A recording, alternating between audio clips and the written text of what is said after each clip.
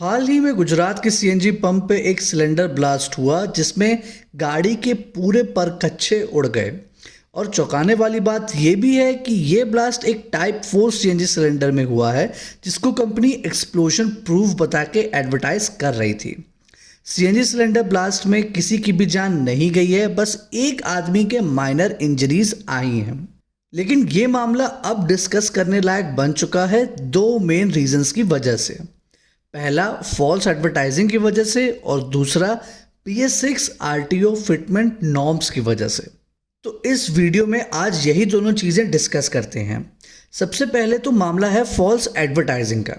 आप सभी ने देखा होगा कि टाइप 4 CNG सिलेंडर की एडवर्टाइजमेंट पूरे यूट्यूब पे काफ़ी अच्छी तरह से की गई थी और इसको बेसिकली एक रेवोल्यूशनरी टेक्नोलॉजी करार दिया गया था।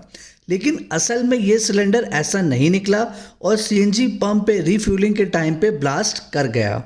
यहाँ पे गलती सीएनजी सिलेंडर बनाने वाले की है और जिसने ये सिलेंडर बिना प्रॉपर टेस्टिंग के लॉन्च कर दिया उसकी भी है। और तो और इस गाड़ी में लगी सीएनजी किट आरटीओ से पास नहीं थी, मतलब आरसी के कागज़ों पे नहीं चढ़ी थी और ना ही इंश्योरेंस के कागज़ पे चढ़ी थी। इसका मतलब है कि इस सीएनजी सिलेंडर के ब्लास्ट का सारा डैमेज ओनर को अपनी जेब से खुद देना पड़ेगा। पहले एस्पेक्ट की बात हो गई, तो अब दूसरे एस्पेक्ट पे आते हैं जो कि है BS6 RTO नॉर्म्स के। तो दोस्तों BS6 गाड़ियों को लॉन्च हुए लगभग 1.5 साल होने जा रहा है, लेकिन अभी तक उनके रेट्रोफिटमेंट के सेफ्टी नॉर्म्स सरकार की तरफ से नहीं आए हैं। इसी के साथ साथ मार्केट में भी पेट्रोल का दाम 120 रुपये पर लीटर तक पहुंच चुका है। ऐसे में आम आदमी के पास आफ्टर मार्केट सीएनजी फिट कराने के अलावा और कोई भी चारा नहीं बचता है। लेकिन बिना प्रॉपर सेफ्टी नॉर्म्स के रेट्रोफिटमेंट वाले भी BS6 गाड़ियों में अच्छे से सीएनजी फिट नहीं कर पा रहे हैं, जिसकी वजह से ऐसे एक्सीडेंट्स हो रहे हैं। हालांकि ये एक बहुत ही नोटेबल सा एक्सीडेंट था जो कि अभी एक नई गाड़ी में इस तरीके से हुआ है, लेकिन बात यह है कि BS6 के रेट्रोफिटमेंट की सेफ्टी नॉर्म्स आना बहुत ज़रूरी है, क्योंकि क्या पता कि फ्यूचर में किस तरीके का एक्सीडेंट हो जाए जिसमें किन लोगों की जानें चली जाएं।